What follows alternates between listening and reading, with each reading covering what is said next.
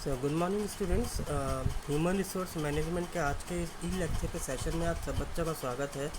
आज अपन जो टॉपिक पढ़ेंगे वो है लास्ट लेक्चर का एक कंटिन्यूशन पार्ट। तो लास्ट लेक्चर अपन सिलेक्शन प्रोसेस पढ़ रहे थे, तो आज अपन पढ़ेंगे उस सिलेक्शन के अंदर यूज़ किए जाने वाले टूल्स या टेस्ट जो हमारे स्क्रूटनिंग का एक पार्ट है। तो चलिए स्टार्ट करते हैं। तो यहाँ हम बात कर रहे हैं डिफरेंट सिलेक्शन के टेस्ट की, जो कि डिफरेंट ऑर्गेनाइजेशंस यूज़ करती हैं और अपनी रिक्वायरमेंट के हिसाब से इन टेस्टों को करवाती हैं। ये जो टेस्ट होते हैं ये स्पेशलाइज्ड टेस्ट है, और ये क्या यूँ कहे कि ये एक साइंटिफिकल टेस्ट भी है, क्योंकि इससे हमें रिज़ल्ट मिलता है। और ये इसलिए इस बात को इन टेस्टों को साइंटिफिक टेस्ट भी कहा जा रहा है। तो यहाँ देखिए, आपको डायग्राम दिखाई दे रहा होगा। हमारे सामने 4 तरीके के टेस्ट हैं: एप्टी test, intelligence test, personality test, performance test. Aptitude के अंदर देखिए मेंटल एबिलिटी भी आ रहा है, मेडिकल एप्टीट्यूड भी आ रहा है और साइकोमोटर टेस्ट भी आ रहा है। अब कंटिन्यूशन करते हैं। सबसे पहले एप्टीट्यूड टेस्ट की। एप्टीट्यूड टेस्ट कौन सा होता है? ये वो टेस्ट है जो कि आपकी पोटेंशियलिटी और कैंडिडेट की एबिलिटी को एनालाइज करने के लिए किया जा रहा है। यहाँ पे देखिए कि ये हमें बता रहा है कि हमारा जो कैंडिडेट है, क्या वो जॉब करने के लिए सूटेबल है। क्या अगर वो जॉब मान लीजिए कोई मैनेजरियल है, कोई टेक्निकल है या क्लरिकल है, तो ये जो different type of aptitude test मैंने आपको ऊपर डायग्राम में दिखाए थे, वो यहाँ पे रोल प्ले करते हैं। जैसे पहला देखिए मेंटल एबिलिटी टेस्ट या फिर मेंटल इंटेलिजेंस टेस्ट। ये जो टेस्ट है ये मेज़र करता है कि आपके कैंडिडेट के अंदर कितनी इंटेलिजेंस है, उसकी इंटेलेक्चुअल एबिलिटी क्या है, आपका कैंडिडेट प्रॉब्लम से डील कर सकता है या नहीं। तो ये उसकी डिसीज़न मेकिंग करने की एबिलिटी को भी जज करता है।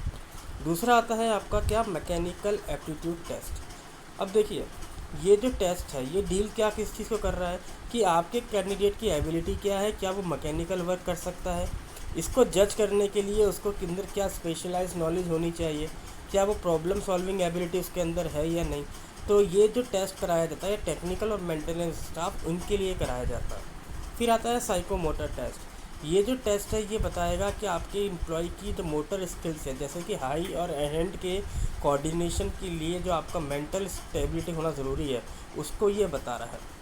तो ये इस तरीके का जो टेस्ट होता है वो क्वालिटी, पैकिंग, टेस्टिंग, इंस्पेक्शन के अंदर कराया जाता है। देन आता है आपका इंटेलिजेंस टेस्ट। ये अगेन क्या कह रहा है, ये इसके अंदर काउंट होती है numerical skills, reasoning ability of the candidate, और ये एबिलिटी क्या है, आपकी डिसीजन मेकिंग का पार्ट है।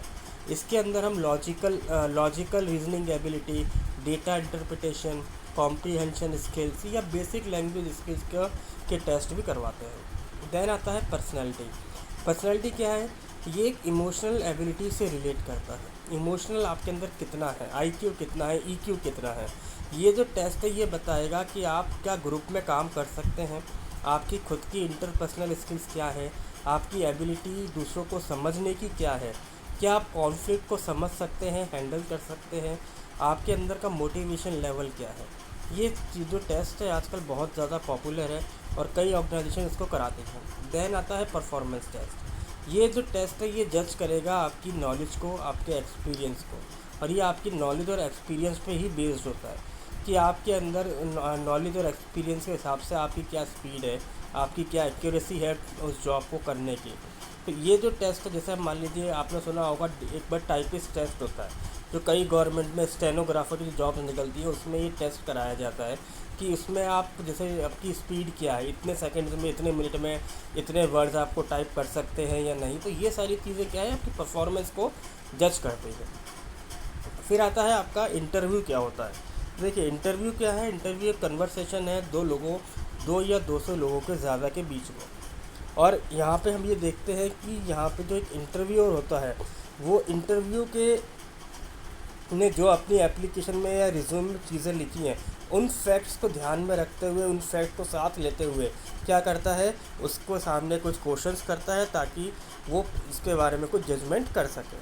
तो interview is the last step है, ये भी देख लीजिए हायरिंग प्रोसेस का, और सबसे इम्पॉर्टेंट भी है क्योंकि ये आपको ऑफ़र करता है कि एंड द एम्प्लॉयर की अपॉर्चुनिटी मिल रही है एक एम्प्लॉयर के द्वारा आपको कि आप आइए और उससे मिलिए। और जब हम मिलेंगे तो हम आपस में इंफॉर्मेशन शेयर करेंगे, एक्सचेंज करेंगे और एक कंक्लूजन पर निकलेंगे। वो कंक्लूजन क्या है कि यू आर हायर और यू आर रिजेक्टेड। तो इसके अंदर हमारे सामने दो इंटरव्यू आते हैं। पहला आता है स्ट्रक्चर इंटरव्यू।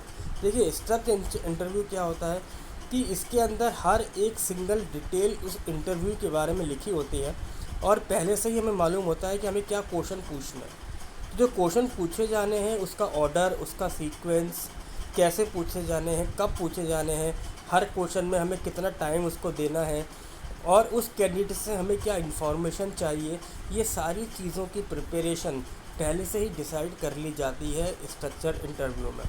तो स्ट्रक्चर इंटरव्यू को नॉर्मली स्टैंडर्डाइज्ड, पैटर्न्ड वे, डायरेक्टेड या गाइडेड इंटरव्यू भी कहा जाता है। ये एक प्री प्लान एक्टिविटी है। ये एक्यूरेट भी होती है और प्रिसाइज भी होते हैं। जितने भी इंटरव्यू होते हैं वो एक तरीके से सेम ही होते हैं। तो यहाँ हमें कंसिस्टेंसी और मिनिमम बायस को अगर ख़त्म करना है तो हमारे लिए स्ट्रक्चर इंटरव्यू का होना ज़रूरी माना गया है। दूसरा आता है आपका अनस्ट्रक्चर इंटरव्यू। देखिए ये जो इंटरव्यू है ये प्लान नहीं है, तो इसलिए इसको नॉन डायरेक्टेड इंटरव्यू कहा जाता है। यहाँ जो भी क्वेश्चन पूछे जाते हैं, जो भी इंफॉर्मेशन कलेक्ट की जाती है कैंडिडेट से, वो डिसाइड नहीं होती पहले से। ये इंटरव्यू इसलिए नॉन प्लान्ड है और पर ये फ्लेक्सिबल है। कैंडिडेट्स इस इंटरव्यू के दौरान बड़ा रिलैक्स होता है क्योंकि उसको पता ही नहीं कि वो क्या पूछने वाला है। तो जैसे जैसे क्या है कि वो अपना उसको सब्जेक्ट के हिसाब से, उसके एक्सपेक्टेशन के हिसाब से, मोटिवेशन के हिसाब से, बैकग्राउंड इंटरेस्ट के हिसाब से जैसे जैसे उससे सवाल पूछे जाते हैं वो थोड़ा सा एनकरेज होता हुआ चलता है। और इस नॉन स्ट्रक्चर की वजह से आपका बेटर जजमेंट हो सकता है कैंडिडेट को सिलेक्ट करने का, उसकी पर्सनैलिटी के बारे में, उसकी स्ट्रेंथ के बारे में, उसकी वीकनेस के बारे में।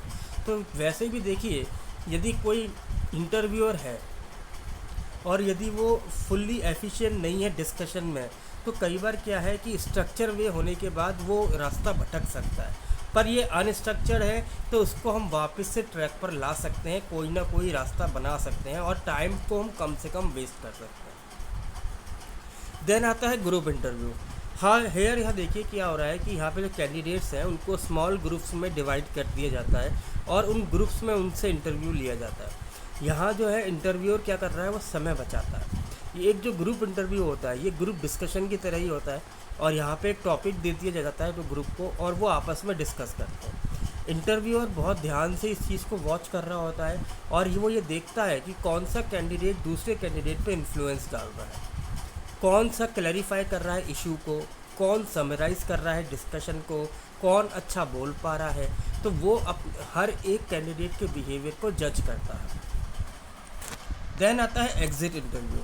जब एक एम्प्लॉय कंपनी को छोड़ के जाता है तो वहाँ भी क्या होता है कि जो उसका इमीडिएट सुपीरियर होता है या जो एचआरडी मैनेजर होता है वो उनसे बात करते हैं। तो इस इंटरव्यू को कहा जाता है एग्ज़िट इंटरव्यू। एग्ज़िट इंटरव्यू कौन लेता है, इसका पीछे का मकसद क्या है कि एम्प्लॉय वो कंपनी छोड़ के जा क्यों रहा है। कई बार क्या होता है एम्प्लॉय से पूछा भी जाता है रेजिग्नेशन देते वक्त कि भैया आप जब आप छोड़ रहे हो तो आप हमें बताइए कि आप छोड़ना क्यों चाह रहे हो। और कई बार तो क्या है कि प्रॉपर रीज़न ना लगे तो उसको इंसेंटिव के थ्रू उससे बताया जाता है कि भाई आप बताओ कि आप ये नौकरी क्यों छोड़ रहे हो।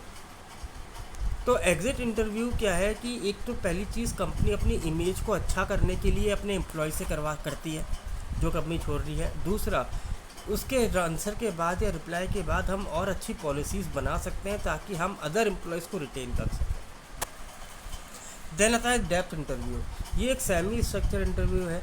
यहाँ पे जो कैंडिडेट है उनको एक detail information about his background और इंटरेस्ट के बारे में देनी होती है और यहाँ पे जो इन्फॉर्मेशन है वो सब्जेक्टिव है, सब्जेक्ट के हिसाब से है। तो डेप्थ इंटरव्यू जो होते हैं वो ये फाइंड आउट करने के लिए लिए जाते हैं कि जो कैंडिडेट है क्या वो एक्सपर्ट है अपने सब्जेक्ट में। तो यहाँ जो इंटरव्यूअर है उसको गुड ह्यूमन बिहेवियर की नॉलेज होना ज़रूरी है। देन आता है स्ट्रेस इंटरव्यू। यहाँ जो इंटरव्यू लेने का जो मकसद है वो ये कि कैंडिडेट आपका स्ट्रेस सिचुएशन में कैसा बिहेव करेगा। तो कैंडिडेट्स क्या गुस्से में जल्दी आ रहा है, कंफ्यूज हो रहा है, परेशान हो रहा है, नर्वस हो रहा है या अपने आप को स्ट्रेस में भी कूल रख पा रहा है।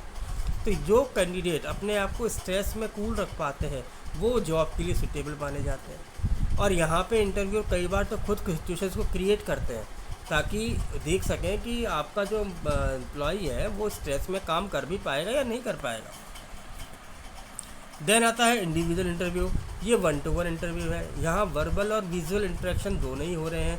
लोग 2 या 2 से ज़्यादा भी हो सकते हैं और यहाँ एक पर्पस के लिए इंटरव्यू लिया जा रहा है। तो यहाँ जो पर्पस है वो क्या है, क्या कैंडिडेट आपकी जॉब के लिए सूटेबल है।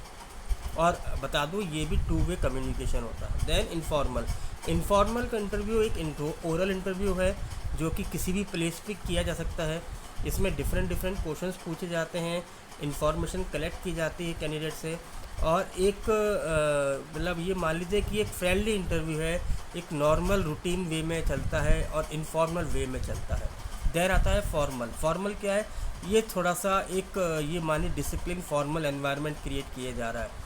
तो ये इंटरव्यू पहले से प्री प्लान्ड होता है और इसको हम प्लान्ड इंटरव्यू भी कहते हैं। देन आता है पैनल का मतलब क्या है, यहाँ एक कमेटी को बैठाया जा रहा है और ये कमेटी या फिर ये पैनल या फिर ये एक्सपर्ट्स इस इंटरव्यू को कंडक्ट कराते हैं। तो पैनल में 3, 5, 7 जितने भी आप चाहें इतने लोग रख सकते हैं और ये पैनल हर कैंडिडेट को मार्क्स देता है और मार्क्स के आधार पे उन कैंडिडेट्स की रेटिंग निकाली जाती है कि कौन सा पर्सन हमारे जॉब के लिए बेटर है। तो यही था बच्चों आपका टॉपिक। आई होप कि आपको समझ में आया होगा। Thank you very much.